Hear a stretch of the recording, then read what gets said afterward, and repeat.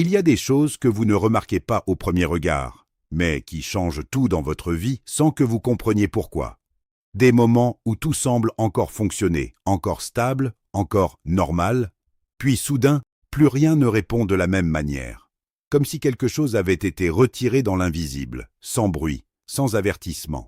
Et le plus troublant, c'est que cela arrive souvent juste après un choix, une décision, ou même un simple éloignement. Ce n'est pas toujours spectaculaire. Parfois, cela commence par une distance étrange entre vous et certaines opportunités. Des portes qui s'ouvraient facilement auparavant commencent à se refermer sans explication.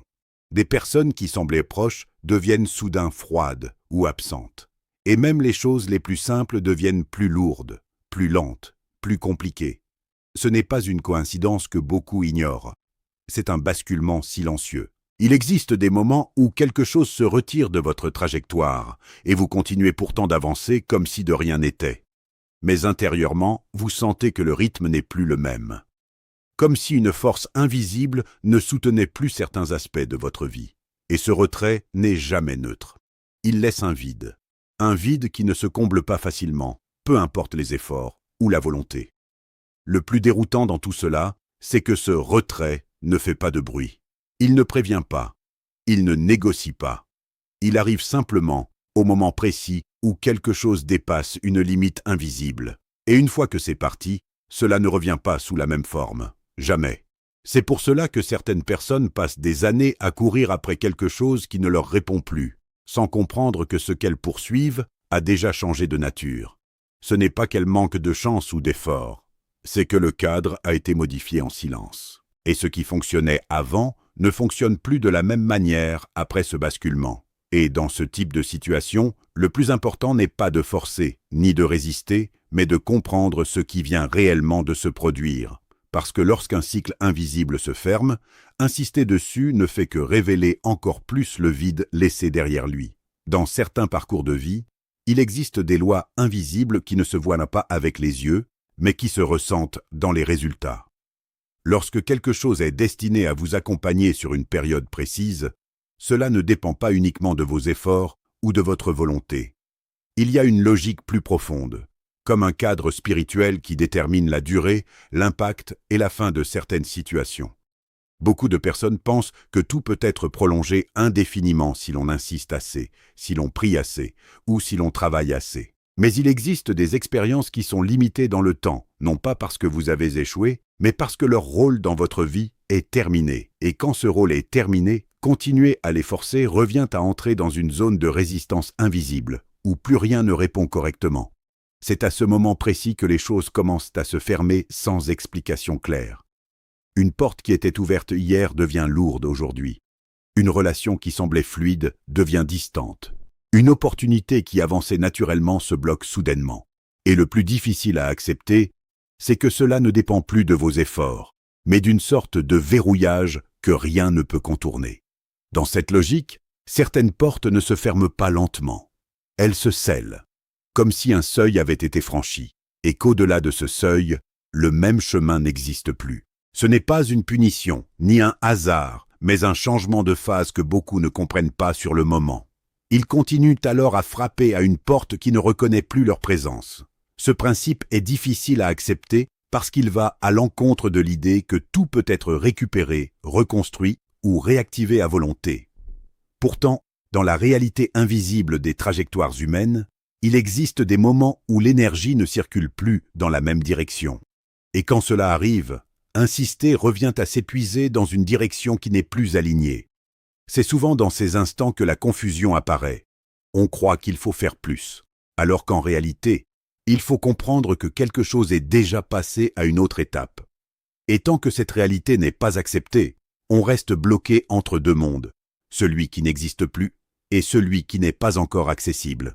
Il y a des choses dans la vie qui ne s'effondrent pas d'un seul coup, mais qui perdent leur solidité dès que quelque chose change à l'intérieur du cadre invisible qui les soutenait. Ce n'est pas toujours visible immédiatement. Au début, tout semble encore tenir debout, comme si rien n'avait bougé. Mais avec le temps, les signes apparaissent. Ce qui était stable commence à se fissurer.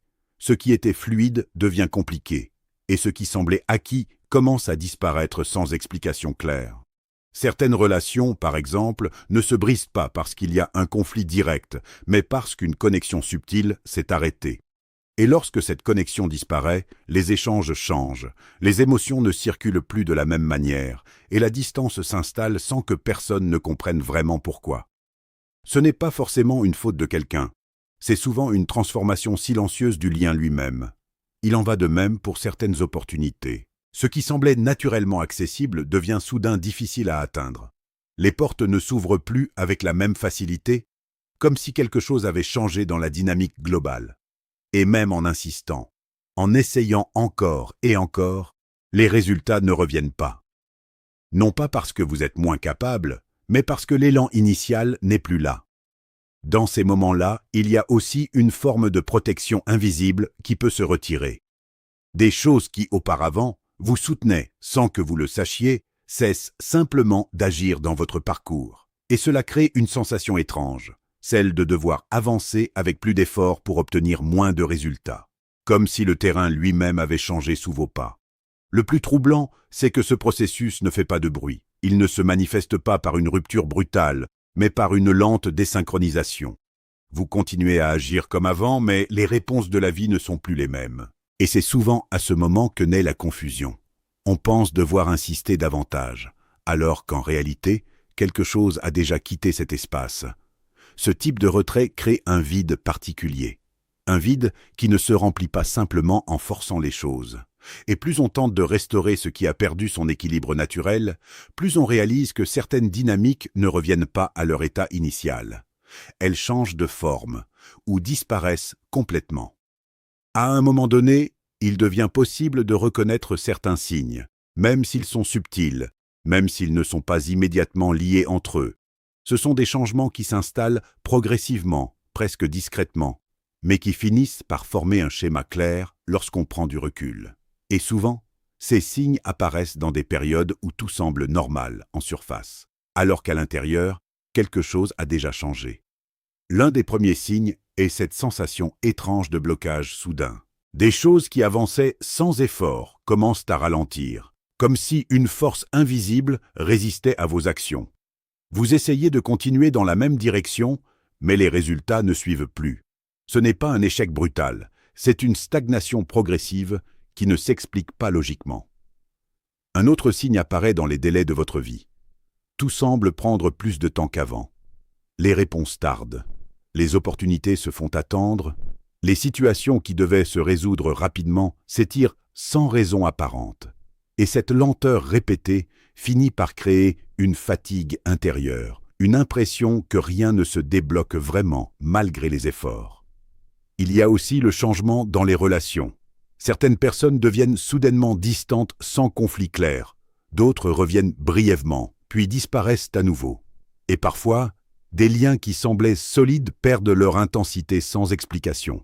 Ce n'est pas toujours une rupture visible, mais une transformation silencieuse des connexions. Un signe encore plus déroutant, c'est la disparition des opportunités récurrentes. Des portes qui s'ouvraient naturellement auparavant ne se représentent plus. Des occasions que vous pensiez pouvoir retrouver facilement ne reviennent pas, comme si elles avaient été retirées du parcours. Et cela crée une impression étrange de vide d'accès dans certaines zones de votre vie. Tous ces éléments, pris séparément, peuvent sembler ordinaires. Mais lorsqu'ils s'accumulent, ils dessinent une réalité différente. Une réalité où quelque chose ne fonctionne plus selon les mêmes règles qu'avant. Et c'est souvent à ce moment-là que naît une prise de conscience. Ce n'est pas seulement ce que vous faites qui change, mais la manière dont les choses répondent à votre vie elle-même. Quand certaines choses disparaissent de votre vie, ou semblent se retirer sans explication, la première réaction est souvent de croire à une perte injuste ou à un blocage incompréhensible. Pourtant, dans une perspective plus profonde, il existe des situations où le retrait n'est pas une punition, mais une protection. Ce que vous ne voyez pas immédiatement, c'est que certaines choses ne sont plus compatibles avec la direction que votre vie est en train de prendre. Parfois, ce que vous considérez comme une perte est en réalité un ajustement silencieux, une forme de réorganisation invisible où certaines connexions, opportunité ou environnement ne peuvent plus coexister avec votre évolution intérieure. Ce décalage crée une séparation naturelle, même si elle est difficile à accepter sur le moment. Et c'est souvent ce décalage qui donne l'impression que tout s'arrête ou se ferme. Il existe aussi des cas où le retrait agit comme une protection contre des chemins qui auraient pu vous détourner de votre trajectoire principale. Sur le moment, cela peut sembler incompréhensible, voire frustrant, parce que vous ne voyez que ce qui disparaît, et non ce qui est évité.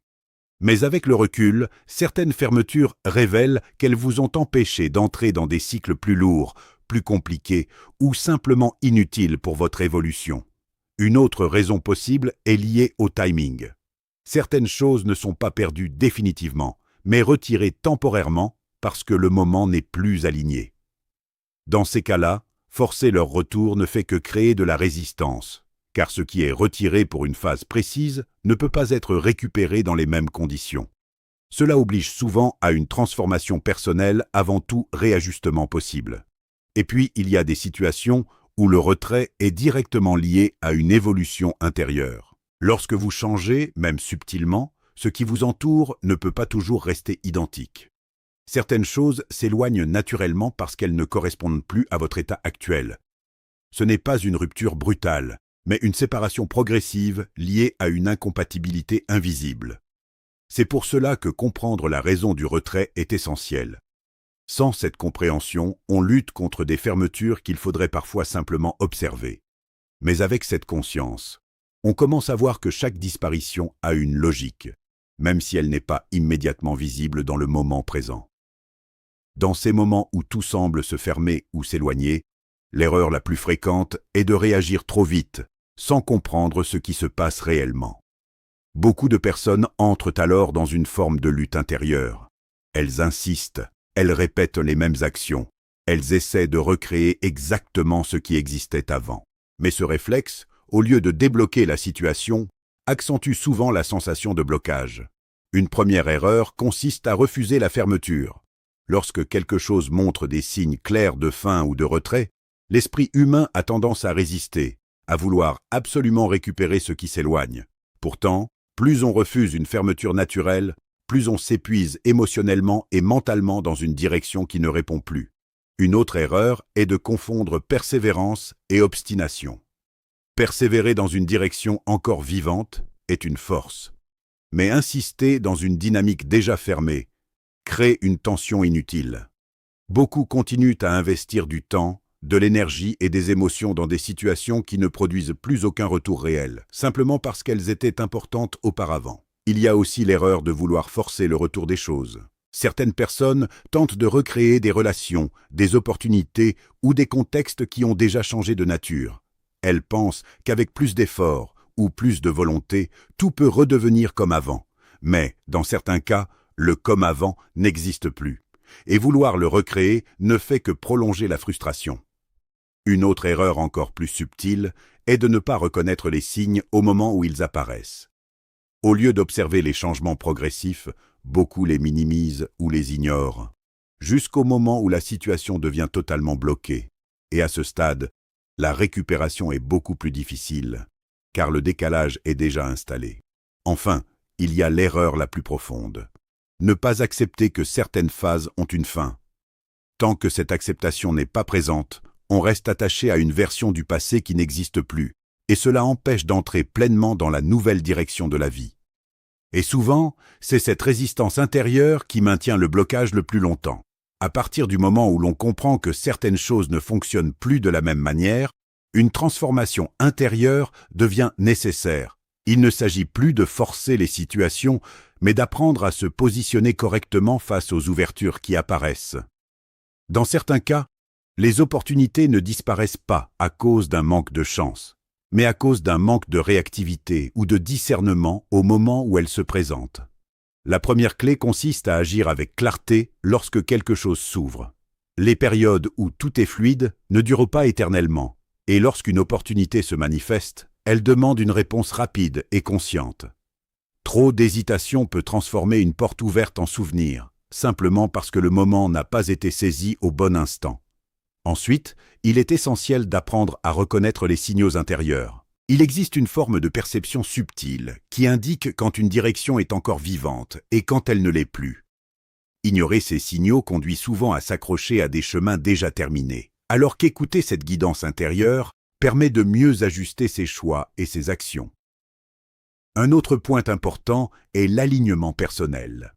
Lorsque vos pensées, vos actions et vos intentions sont cohérentes, vous avancez avec moins de résistance. Mais lorsque cet alignement est brisé, même les bonnes opportunités deviennent difficiles à saisir. Ce n'est pas toujours l'extérieur qui bloque, mais parfois l'état intérieur qui n'est plus synchronisé avec ce qui se présente. Il est également crucial d'accepter les fins sans lutte excessive. Certaines situations ne demandent pas d'être réparées, mais simplement d'être comprises puis laissées derrière. Cette acceptation ne signifie pas l'abandon, mais la maturité face au cycle naturel de la vie. Ce que vous laissez partir crée souvent l'espace nécessaire pour autre chose. Enfin, avancer correctement signifie aussi savoir se repositionner après une fermeture. Au lieu de revenir constamment vers ce qui s'est éloigné, il devient plus intelligent de réorienter son énergie vers ce qui est encore actif et vivant. C'est dans cette capacité à s'ajuster que se trouve la véritable évolution, car elle permet de ne pas répéter les mêmes blocages, mais d'entrer dans une dynamique plus fluide et plus stable. À ce stade, le message devient plus clair.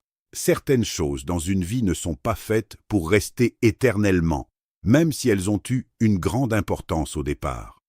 Il existe des périodes où des éléments disparaissent, se ferment ou se retirent sans possibilité de retour sous leur forme initiale. Et c'est souvent dans ces moments que la véritable compréhension commence. Ce qui est difficile, ce n'est pas seulement la perte en elle-même, mais le fait de ne pas comprendre immédiatement sa logique. Pourtant, avec le recul, on réalise que chaque fermeture avait un sens, même s'il n'était pas visible sur le moment. Rien ne disparaît au hasard dans les trajectoires profondes de transformation. Tout répond à une dynamique plus large que l'on ne perçoit pas toujours immédiatement. À vous qui traversez ces phases de transition, il est important de comprendre que le vide que vous ressentez n'est pas forcément une fin, mais parfois un passage. Un espace où l'ancien s'efface pour laisser place à une structure différente, plus adaptée à votre évolution. Mais ce passage demande de la patience, de la lucidité et surtout une forme de détachement intelligent. Rester attaché à ce qui s'est fermé ne fait que prolonger la sensation de blocage. À l'inverse, accepter que certaines choses ne reviendront pas permet de libérer une énergie intérieure qui était retenue. Et c'est souvent dans ce lâcher-prise que de nouvelles directions commencent à apparaître. Plus adaptées, plus stables et plus alignées avec votre réalité actuelle. Le plus important à retenir, c'est que votre parcours ne s'arrête pas à une fermeture. Il continue, mais dans une autre direction. Ce que vous perdez dans une phase est souvent remplacé par autre chose dans une autre, même si cela n'est pas immédiatement visible.